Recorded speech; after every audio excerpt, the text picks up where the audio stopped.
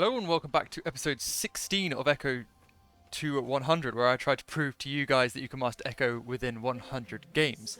Right, so we're trying something different today.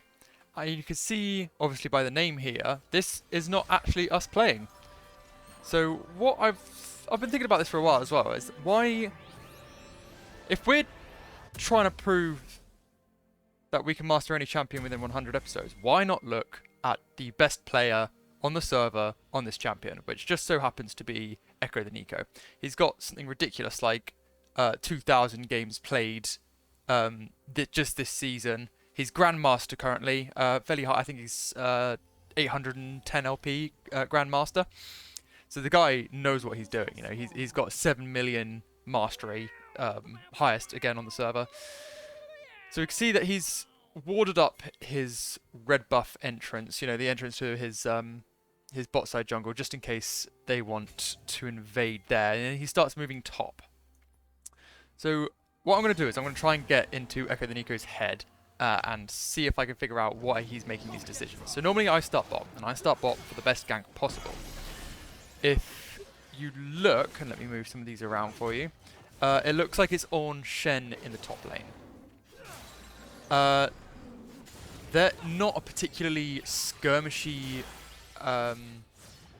group of people, so you can probably expect, you know, them to stay alive for a while in lane. Whereas in bot lane, you've got the Jinx, MF, Lulu, and Bard, and there's a good potential there to get a double kill. So I think that's what he's doing. So it looks like he's full clearing bot side. So he's got his blue, he's got his Gromp, and he's just clearing his wolves now.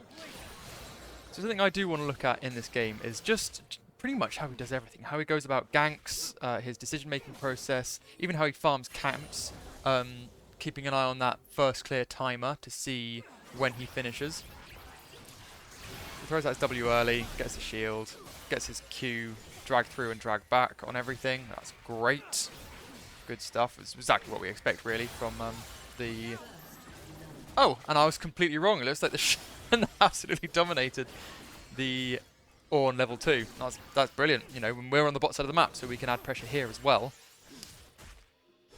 So I haven't watched this game before. I have seen the KDA, and he absolutely pops off here. So we'll see it in process. So he throws his W over to the Krugs, stuns them out before they can do anything. Gets his passive proc off before. You know, I think it got one auto attack in there. That's pretty clean.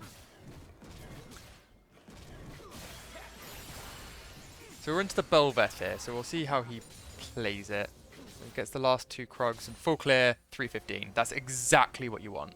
315 is perfect. And then he goes straight in for the bot gank.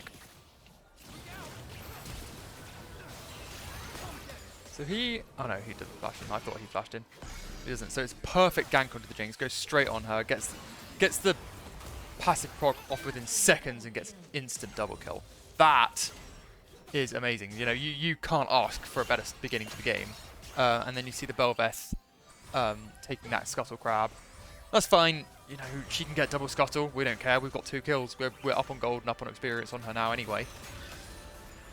So we're back and we'll spend that gold. So he's gone Blue Smite. We've just got the Dark Seal and the Hextech Ult. So he goes Hextech Alternator. And that's something I've been seeing more people do on Ekko rather than the Blasting Wand. So I think the passive is much more impactful on AP Assassins, so I think I'm going to start doing that instead of getting the Blasting one first. Just rather than the raw AP, also get the passive on the Alternator. And we also get a pink ward, a control ward. It'll be interesting to see where he places that as well, to see if we can get the most use out of it.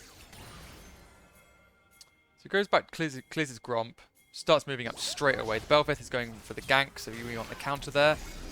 Oh, we don't get the stun, we get the Dark Harvest proc, and we get the kill again. So runes-wise, pretty standard here, apart from... Oh, he's going for the dive. Gets CC'd, and the Q comes back and gets it. So, yeah, passive kill. 4 kills at 5 minutes, just under 5 minutes. That's insane. Like, this guy knows what he's doing. He goes for the Gromp. He knows he wants to go top lane, right? His topside camps are up. So out of base, he goes straight top. He knows that the Belveth is up there. Drops the pink ward there. That's good. And then on his way to top, he gets his Gromp. You know, does a little bit of farm, moves straight down, gets a deep ward in their jungle, and kills the Annie.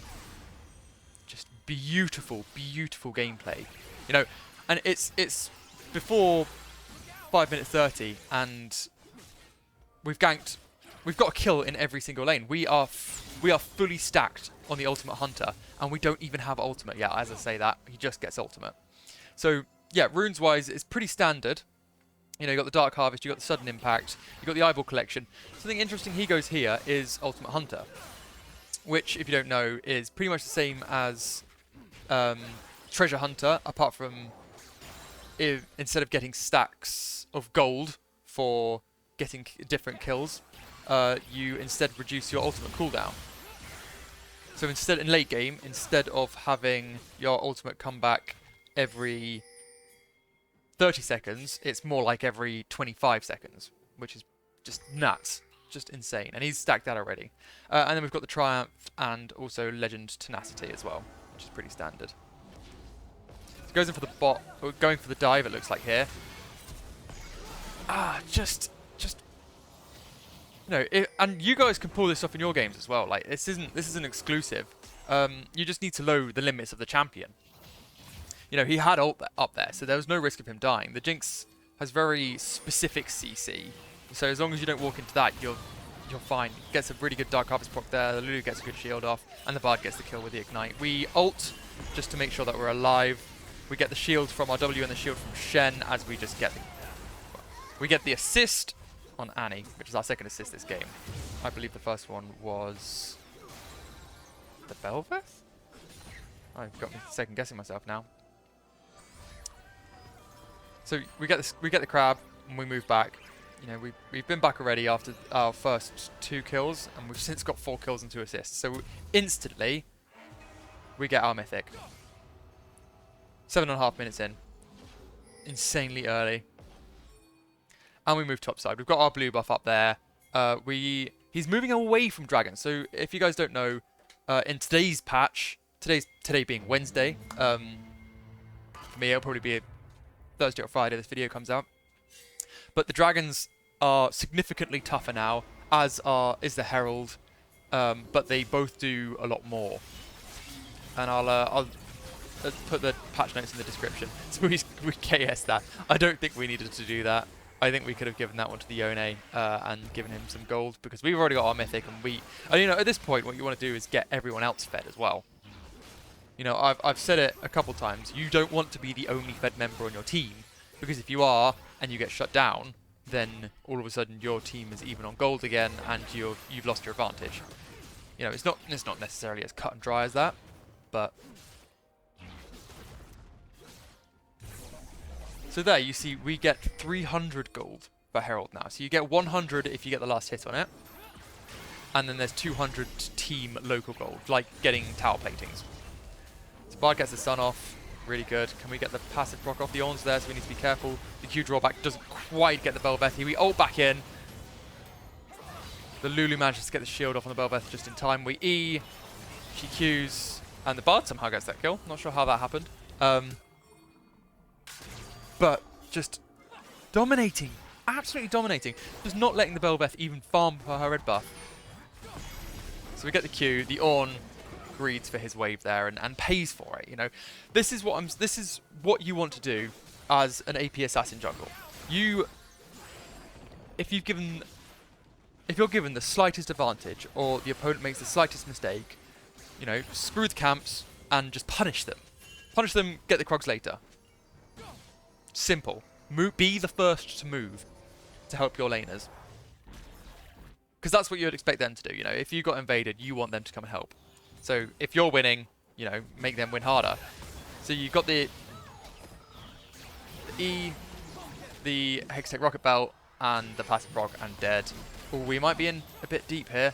So we E to the Lulu, we go in further, we get the Shen ult on us. The Belveth comes in with her E, the Shen blocks the last little bit of damage, and the red smite burn doesn't quite do enough. In this patch as well, red smite only reduces 10% of the person you smite now, rather than 20% previously. That's a slight nerf on that, which is why he's probably taken blue smite here, because you know, a red buff nerf is an indirect blue buff. Not blue buff. An indirect blue smite buff. There we go. Been a long day. 9 to 5, and I just waiting to come home and do some YouTube videos for you guys. So we get really, really clean W, E over the wall, rocket belt into him, get the E off, get the passive proc off instantly, get the W stun, get the shield, E back in. I think we just need an auto. It's red, blue smite there, does some damage, and the auto for the win. We are 10-0, 0 and 3. 10-0 and 3. With like a 68% kill participation at the moment. Oh no, sorry, we got with like a 85%. Yeah, Ekko's giving me the thumbs up. So, and we get the tenacity boots. We get Mercury treads because that is the only thing at the moment that can kill us. If we get CC'd and burst down, we're dead. And the Annie can do that on her own. If she gets a good ult off on you and just cycles through her abilities properly, you're dead. You want to be able to break out of the stun as fast as possible and just ult away. Interestingly as well, he hasn't actually bought a stopwatch yet. Or a Magi's. So I think that's the thing. I think he's waiting for his potentially Lich Bane, maybe Nash's Tooth, before he gets anything else. So Ekko really comes online at 2 items. That's Ekko's power spike, and every item after that just makes him way stronger. So we get the easy kill on the Lulu. The Bard sets it up really nicely for us. We item forward, E, auto, Q, Lulu's dead. No shields are breaking through that combo at this stage in the game. And we're 12 minutes in. This is, you know, platings haven't even dropped that yet. No. Jinx forgetting that Bard is a champion. Not respecting how strong we are. And if you like this game as well, I want to just put out there that Ekko the Neeko actually streams. So I'll put a link to his Twitch channel down in the description as well. Spanish streamer, I think. But this guy just, he knows all things Ekko. You know, if he does something on Ekko, you guys want to try it pretty much. So we're back here. And we'll get our Nash's Tooth. Okay, Nash's Tooth. I wonder, it's so interesting. Why has he got Nash's Tooth here rather than Lich Bane? And it's probably because he wants to end early, I reckon. So with Ornn and Bel'Veth as well, you know, you want the more of the DPS rather than the burst, because the Bel'Veth's got her E, so she takes damage reduction, and Ornn is just incredibly tanky anyway. He does go Nash's Tooth a lot actually, so it might just be a comfort buy for him. And at this point, you know, you could limit test by going something quirky that you're not quite used to. Excuse me.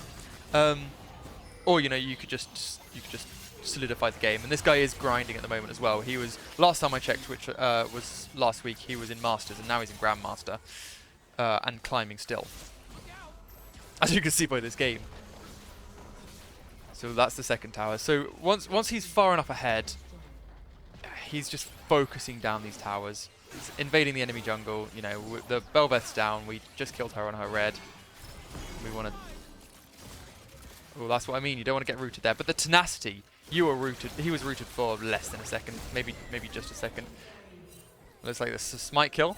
Like to see it. We ult to see if we can get the Lulu. We don't quite get her in the ult. That's currently doing 600 damage. Restoring a lot of health. Something to note as well, your ult also gives you a passive proc. That Dark Harvest stack. How many stacks are we at now? 21. And it's having done 1,789 damage so far. So that's what I mean. The Annie was just there waiting with her ult, attempting to just one-shot. And that's what we don't want. And she doesn't manage to pull it off, and we managed to one-shot her back. You know, the classic Una reverse card. Ekko the Neeko forgetting that rocket belt doesn't go through walls. We can have a few mistakes. I mean, we're currently running a perfect game. And that's the surrender vote. So if you really want to take over your games, this is how you play Ekko. So looking at the damage graphs of this game, we do 18,500 damage. I say we. Ekko the Neeko does. And comparing that to the jungler, on the other side, we literally do triple the amount of damage that they do. We just don't let them farm. We don't let them gank. If they gank, we gank harder. If we look at the runes, they 2,098 total damage with 24 stacks. 24 stacks in 15 minutes. 19 kills, 19-0, and 4 assists. Incredible. Sudden impact did just get a little buff as well. So hopefully we'll be seeing that in some of our games. I think it's an extra 20 flat magic penetration, but I'm not certain. Again, I'll have the patch notes down below for you. But it's doing just under 700 damage in such a short amount of time. That's great. All eyeballs collected, all ultimate hunter stacks collected, I think, in the first 5 minutes. Triumph healing for 1.5k and granting just under 500 gold. And Legend Tenacity completed at 6 minutes and 50 seconds. 6 minutes. That is insane. So anyway, if you have enjoyed today's gameplay review of EU's best Ekko player, please let me know. Please let me know if you want to do it again. Check out his stream, his Twitch channel. I'll put that in the description below as well. I hope you guys have enjoyed the video, and I will see you in the next one.